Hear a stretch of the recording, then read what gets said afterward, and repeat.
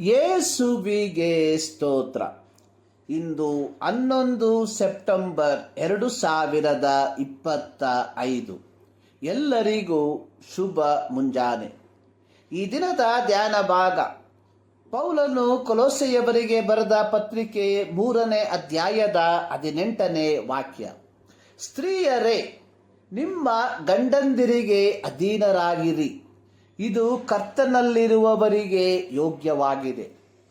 ಪೌಲನು ಎಫೆಸ ಸಭೆಗೆ ಪತ್ರಿಕೆಯನ್ನು ಬರೆದಾಗ ಕೊಲೊಸ್ಸೆ ಸಭೆಗೆ ಬರೆದ ಈ ಆಜ್ಞೆಯನ್ನು ವಿವರಿಸಿ ಬರೆದಿರುವಂಥದ್ದನ್ನು ನೋಡುತ್ತೇವೆ. ಅಲ್ಲಿ ಪೌಲನು ಬರೆದಿರುವಂಥದ್ದು, ಸ್ತ್ರೀಯರೇ, ನೀವು ಕರ್ತನಿಗೆ ಹೇಗೋ ಹಾಗೆಯೇ ನಿಮ್ಮ ನಿಮ್ಮ ಗಂಡಂದರಿಗೆ ಅಧೀನರಾಗಿರ್ರಿ. ಕ್ರಿಸ್ತನು ಸಭೆಗೆ ತಲೆಯಾಗಿರುವ ಪ್ರಕಾರವೇ ಗಂಡನು ಹೆಂಡತಿಗೆ ತಲೆಯಾಗಿದ್ದಾನೆ.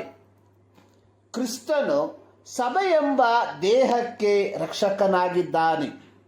ಅದಿರಲಿ, ಸಭೆಯು ಕ್ರಿಸ್ತನಿಗೆ ಹೇಗೆ ಅಧೀನವಾಗಿದೆಯೋ ಹಾಗೆಯೇ ಸ್ತ್ರೀಯರು ತಮ್ಮ ತಮ್ಮ ಗಂಡಂದಿರಿಗೆ ಎಲ್ಲ ವಿಷಯಗಳಲ್ಲಿ ಅಧೀನರಾಗಿರಬೇಕು.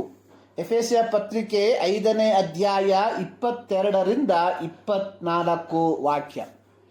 ಪೌಲನು ಸ್ಪಷ್ಟವಾಗಿಯೂ ಸರಳವಾಗಿಯೂ ಈ ಆಜ್ಞೆಯನ್ನು ವಿವರಿಸಿ ಬರೆದಿರಲಾಗಿ ಈ 21ನೇ ಶತಮಾನದಲ್ಲಿ ಸಭಾ ಪಂಗಡ ವ್ಯತ್ಯಾಸವಿಲ್ಲದೆ ಅನೇಕ ಕ್ರೈಸ್ತರು ಪೌಲನ ಈ ಬರವಣಿಗೆಯ ವಿಶ್ವಾಸಾರ್ಹತೆಯನ್ನು ಪ್ರಶ್ನಿಸುವಂಥವರಾಗಿದ್ದಾರೆ. ಅನೇಕರು ವಾದಿಸುವಂಥದ್ದು, ಪೌಲನ ಈ ಹೇಳಿಕೆಯು ಅಂದಿನ ಸಾಮಾಜಿಕ ಸಾಂಸ್ಕೃತಿಕ ಹಿನ್ನೆಲೆಯಲ್ಲಿ ಹೇಳಿರುವಂಥದ್ದಾಗಿದೆ. ಈ 21ನೇ ಶತಮಾನದಲ್ಲಿ ಜೀವಿಸುವಂಥವರಿಗೆ ಇದು ಅನ್ವಯವಾಗುವಂಥದ್ದಲ್ಲ. ಹಾಗಿದ್ದರೆ ಕೊಲೊಸ್ಸೆ 3:19 ಹಾಗೂ 20 ವಾಕ್ಯಗಳಲ್ಲಿ ಪೌಲನು ಬರೆದಿರುವಂಥದ್ದು, ಪುರುಷರೇ, ನಿಮ್ಮ ಹೆಂಡತಿಯರನ್ನು ಪ್ರೀತಿಸಿರಿ, ಅವರಿಗೆ ನಿಷ್ಠುರರಾಗಬೇಡಿರಿ.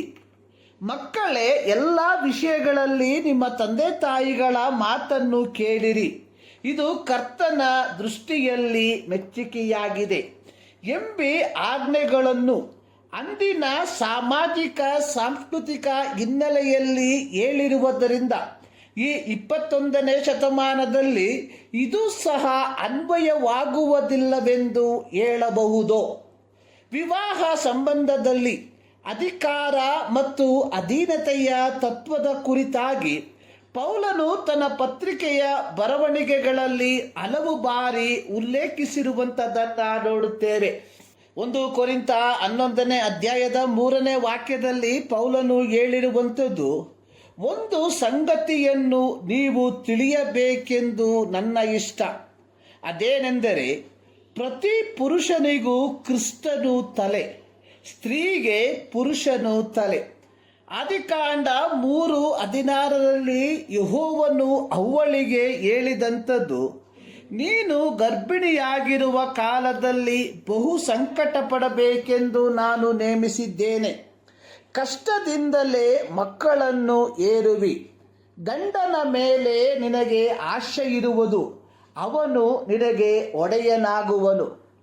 ಪೌಲನು ತೀತನಿಗೆ ಪತ್ರಿಕೆಯನ್ನು ಬರೆದಿರುವಾಗ ಅಲ್ಲಿ ಪೌಲನು ತೀತನಿಗೆ ಕೊಟ್ಟಂತಹ ಒಂದು ದೌತ್ಯ, ಕ್ರೇತ ದ್ವೀಪದಲ್ಲಿ ಕ್ರಮಪಡಿಸಬೇಕಾದ ಹಲವು ಕಾರ್ಯಗಳಲ್ಲಿ ಒಂದು ಕಾರ್ಯದ ಕುರಿತಾಗಿ ಪೌಲನು ತೀತನಿಗೆ ಬರೆದ ಪತ್ರಿಕೆ 2ನೇ ಅಧ್ಯಾಯದ 4-5 ವಾಕ್ಯಗಳಲ್ಲಿ ಹೇಳಿರುವಂಥದ್ದು, ಸ್ತ್ರೀಯರೇ, ನಿಮ್ಮ ಮೂಲಕ ದೇವರ ವಾಕ್ಯಕ್ಕೆ ದೂಷಣೆಯಾಗದಂತೆ ನೀವು ಗಂಡಂದಿರನ್ನು ಮಕ್ಕಳನ್ನು ಪ್ರೀತಿಸುವವರು, ದಮೆಯುಳ್ಳವರು, ಪತಿವೃತೆಯರು, ಮನೆಯಲ್ಲೇ ಕೆಲಸ ಮಾಡುವವರು, ಸುಶೀಲೆಯರು, ನಿಮ್ಮ ಗಂಡಂದಿರಿಗೆ ಅಧೀನರು ಆಗಿರಬೇಕೆಂದು ಬುದ್ಧಿ ಕಲಿಸುವ ಹಾಗೆ ಬೋಧಿಸು ಎಂಬುದಾಗಿ.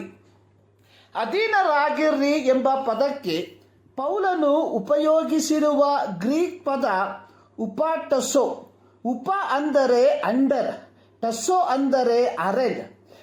ಅರ್ಥ ದೇವರ ಕ್ರಮೀಕರಣದ ಅಡಿಯಲ್ಲಿ ಅಥವಾ ಆತನ ಪದ್ಧತಿಗೆ ಅನುಗುಣವಾಗಿ.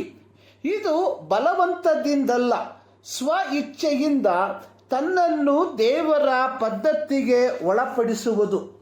ಲೂಕನ ಬರೆದ ಸುವಾರ್ತೆ 2ನೇ ಅಧ್ಯಾಯದ 51ನೇ ವಾಕ್ಯದಲ್ಲಿ ಬಾಲಕನಾದ ಯೇಸುವಿನ ಕುರಿತಾಗಿ ಬರೆದಿರುವಂಥದ್ದು, ಬಳಿಕ ಅವನು ಅವರ ಜೊತೆಯಲ್ಲಿ, ಅಂದರೆ ತಂದೆ ತಾಯಿಗಳ ಜೊತೆಯಲ್ಲಿ ನಜರೇತಿಗೆ ಬಂದು ಅವರಿಗೆ ಅಧೀನನಾಗಿದ್ದನು ಎಂಬುದಾಗಿ. ಇದು ಬಲವಂತದಿಂದಲ್ಲ, ಸ್ವ ಇಚ್ಛೆಯಿಂದ ಎಂಬುವಂಥದ್ದನ್ನು ನಾವುಗಳು ಅರ್ಥ ಮಾಡಿಕೊಳ್ಳಬೇಕು. ಸ್ತ್ರೀಯರೇ, ನಿಮ್ಮ ಗಂಡಂದಿರಿಗೆ ಅಧೀನರಾಗಿರಿ ಎಂದು ಪೌಲನು ಬರೆದಿರುವಂಥದ್ದು ಬೇರ್ಪಟ್ಟಿರುವ ವ್ಯಕ್ತಿಗತವಲ್ಲದ ಅಧಿಕಾರಕ್ಕೆ ವಿಧೇಯರಾಗಿ ಎಂಬುದಾಗಿ ಅಲ್ಲ.